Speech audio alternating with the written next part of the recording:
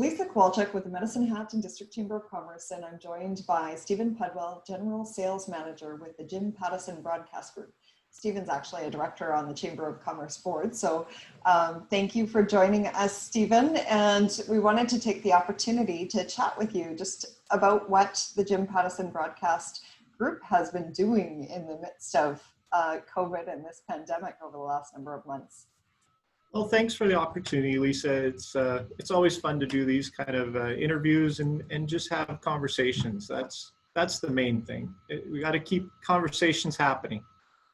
So obviously we see a lot happening just from listening to the radio and seeing, you know, chat news continue to go on and chat news today.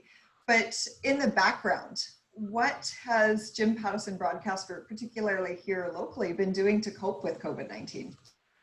Well, in the beginning, it was like everybody is like, oh, what is this? COVID has happened, and now what do we got to do? So because radio and TV and our chat news is deemed as an essential service, we had an emergency plan. Yes, it had to be tweaked a little bit to adapt to the COVID-19 ways. But basically what happened was our radio team, our on-air radio team was given iPads. They were delivered to their doorstep. They were able to connect the iPad to a high-speed internet connection, and they were able to do their broadcasting from their home. So we had to lock down our station not only to public, but we also had to control making sure that our on-air staff is safe and healthy. So a lot of that kind of in and out traffic, of course, was stopped. With our TV, it's a little bit more complex. So all our broadcasting equipment is in the basement here at our station. So the TV team still was here in the station, but they had to socially distance, and we had to do some different adaptions to how our news people sat beside each other on air. Like everybody, yeah, we had to learn a little bit as we went, and those keywords pivot to make it happen. Our min team here and the sales team and our creative team, we did a lot of, we were ready to be not ready, but we are set up to do remote. So it wasn't a big step. It just had to be an adjustment to say, this is what's going forward. So we worked remotely. Our desk phones were ringing our cell phones. We did a lot through email and any kind of bookings we had to do. We booked it through the office or through our computers. Our office went from probably 50-ish people, 50, 60 people, down to people occupying the office at the time, probably down to like that 20 mark kind of thing. And that was a heavy day. Most of the days it was even less. So everybody did their 6-foot distancing, and that's what we did. And lots of sanitizer was happening in our station. Yeah, and of course we see the public facing side that looks very normal and on the radio. But I know even in speaking to some of the radio and TV personalities, what an adjustment it was for them as well. Mm-hmm. JPPG has also been incredible in terms of supporting the community, and certainly you came out of the gate with the online platform, the directory of what's open, and making sure that people had that information of what was open. So what are some of the other things that you guys have been doing to further support the community through this? Well, our biggest thing, like when we started with COVID, we wanted to make sure that we were a trusted news source. We wanted to make sure that people knew that we were here for them when we were working with our business partners and our clients. Yeah, things that are open website, that was a big part of it. We wanted to get it launched a little quicker, but it took a couple extra steps, and but at the end of the day, it was a better product when it rolled out. So it was a good system so that people could go to that website, see what kind of businesses were open. What we did too is we phoned our clients, our long-term clients that do annual buys or multi-week buys. we talked to them up front. Like, we weren't hiding behind our phones. We were saying, look, how has COVID affected you? Are you having to be one of those businesses closing your doors? Tell you what, maybe we put your advertising on, instead of, 50 spots, well, maybe we got to put it down to 20 spots and change that message.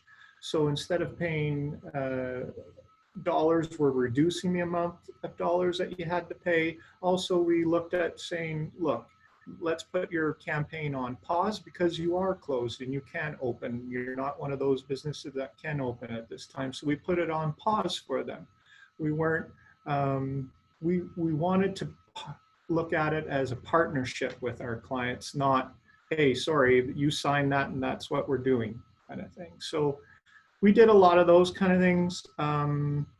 We did, it was important for us because Jim Pattison considers itself a community builder. It's what we do. Like, we bring community together and hey, everybody go over here. Well, that was a challenge for us now because, oh, well, we can't bring a bunch of people together because of COVID. So we had to rethink and make sure that people are safe. And our partners in business and our local economy is safe as well, so that we can continue on. And I know businesses certainly appreciate that. And even when I've been out and about, at our local businesses, I've heard people say, particularly when they got into phase 1 and 2, where we were reopening, that the advertising has assisted bringing people in. Particularly some of those visual elements and bringing awareness to businesses that maybe people weren't familiar with before. So I think that's incredible. So while you're going through and supporting all of these businesses, again, going back to JPBG itself, what have you been doing to ensure that you have the supports that you need? Because of course, the dynamic has changed for you as well. And while you're an essential service, certainly we can appreciate that your business has also been impacted by these changes. So what kind of resources does Jim Pattison Broadcast Group look for to support and assist them during this time?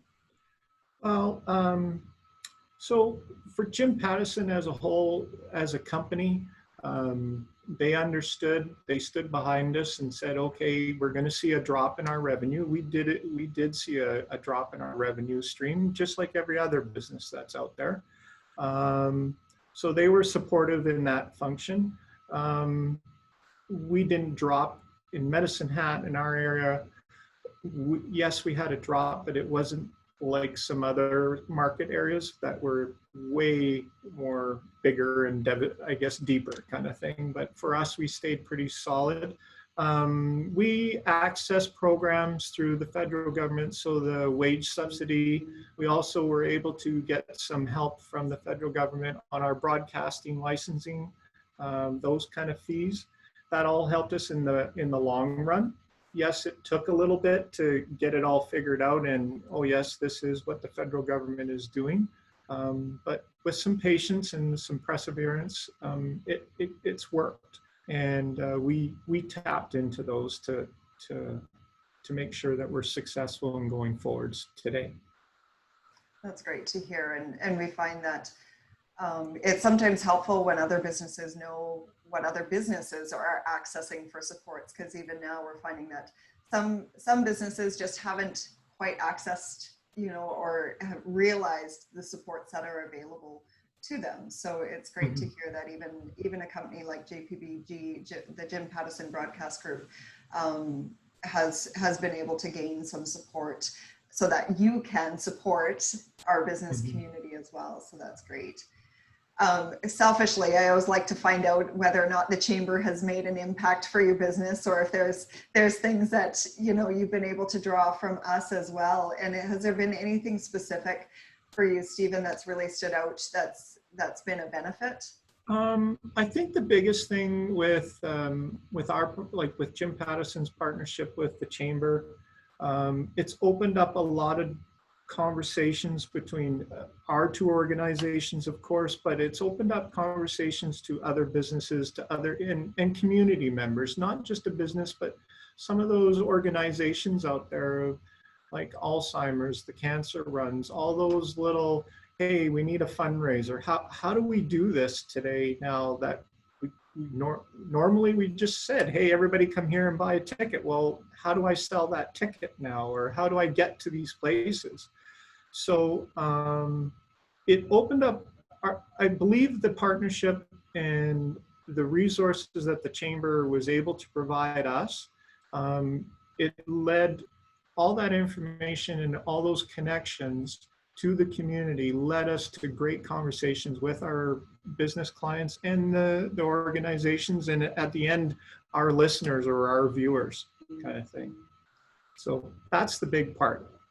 Well, and I look forward to I've always looked forward to our partnerships and what we're able to develop. And I know there's some pretty cool things coming down the pipe as well. So what kind of things can we look forward to with whether Chat 94.5 or My 96, Chat TV, Chat News Today? What are some of the either little known facts about what you are doing or some of the things that you're working on that we can look forward to in the future? I think the biggest thing for us is, maybe some people don't know, is that here at Jim Pattison, we're big into culture and diversification. So people that are that need some support or some income help for like scholarships and stuff, there is a scholarship program that we offer to people of culture and diversity that, hey, if they want to get into the broadcasting medium and go to school for that, we do offer a scholarship. Like, they have to apply for it. And no, I wish we could make everybody get that scholarship, but yes, it's awarded. And I think it's very important in today's world that we have to help some people like that. Also, for us, I think going into the future, we're seeing a lot of, it's not just about TV anymore. It's not just about radio. It's not just about your web page or your social media. It's about how our company is evolving, is starting to look and say, you know what, it's not just one silo. It's, if you're going to do marketing, it's about the whole picture and how to tie all those things together. So whatever I'm doing in social media, I want people to come to my webpage, or that means how do I get it out there quicker to build up my followers or my thumbs up and all that stuff, or how do I engage people? So what you're doing on your social media, you can bring up so much more awareness by adding in pieces from print to radio to TV to Chat News Today to the big outdoor signs out there. All those little things give you bumps to more awareness of your brand. And we are starting to, it's not that we're starting to, but we have been showing people how to do that for a long time now. And we're getting better at it. One of our big things, we bought a company last year. We spent 2-3 years looking for a digital company, and we found one. It's called Lift Interactive. And the best part of it, it's an Alberta company, and they're based in Edmonton. And we've been starting to do some partnerships through them. Yes, it's like, hey, we're getting used to each other and figure some things out. But we've started down the road on a couple of projects right now that in our area in Medicine Hat, that it looks promising and it's going to reap some benefits. So this Lift Interactive company, they're highly awarded on internet platforms and awards. They're a company that's been around a long time. They do projects all over the world, from building a website, managing social media, to building apps for companies. When we bought them, they were just completed the deal with the Los Angeles Clippers to build an app. So an NBA basketball team, this little company in Alberta got that product. And yeah, we're seeing in the background of Jim Pattison Broadcast Group, that is starting to take lift, and it looks very promising of how it's going to go forward. Yeah, I'm quite excited about the potential of that company and some of the things that are evolving. And you're so right in terms of the overall package for businesses and that concept. It's becoming so much more complex to market your business with social and digital media and web presence and just multimedia across the board. And so being able to work with companies like yours and local companies to try to figure that out, I think is increasingly more important. And certainly building that online presence and making sure that you have an online presence is so much more important than it ever used to be from a sustainability perspective, and just making sure that we're increasing that traffic beyond what comes in through the door, right? So I think certainly COVID has taught us what we need to do to be sustainable, and I think to make sure that we can manage when things like this do occur, so that we can still reach our customers and our targets. So I think it's great what you guys are doing and what you've been offering to the local business community. So thank you so much for all of that. Any other closing thoughts or comments, Steven? No, I guess just some things that are coming up. We got chat auction that's coming up in October. So that's some where we go out and businesses, what they give to the auction, that's kind of back to them in a credit for some advertising. So that's some big traction for people, that especially right now where cash is a little bit hard to come by, but hey, I got some product, so we can work out with them on that. Getting back to what this is all about, this is important. We have to have conversations. We have to know what other people are doing in our community so that we can understand and we can form a plan and we can work together and make things easier for people in the long run. Yeah, it's okay to disagree, but the idea is we gotta work together to make this, to keep our economy going, and it's important. It's very important. Well, and I think it's really important, you know, the logo in behind me is, I know, something that the Jim Pattison Broadcast Group is involved in here locally. And so businesses and individuals will start to see that local first emphasis and really coming together as a community to showcase our assets, to communicate and make sure we're showcasing everything that we have to offer. And I'm looking forward to seeing more with the chat auction in particular. And so if people want more information, Steven, on whether it's the different initiatives, or if they want more information on chat auction, or you know, any of the outlets that you have, what's the best way for people to connect? By all means, they can phone our station. It's or contact me. It's 403-548-8283 is my direct line. Or they can check us out on chatnewstoday.ca. There's a bunch of contact information. My email is on there on the two other radio station websites, so my96fm.com and the chat945 website. So we're here, we're listening, and we want to work with people. Thank you so much for your time and sharing all the information, all the wonderful things you guys are doing, and all the ways that you have managed through COVID-19 over the last number of months. Thanks so much, Steven. Thank you.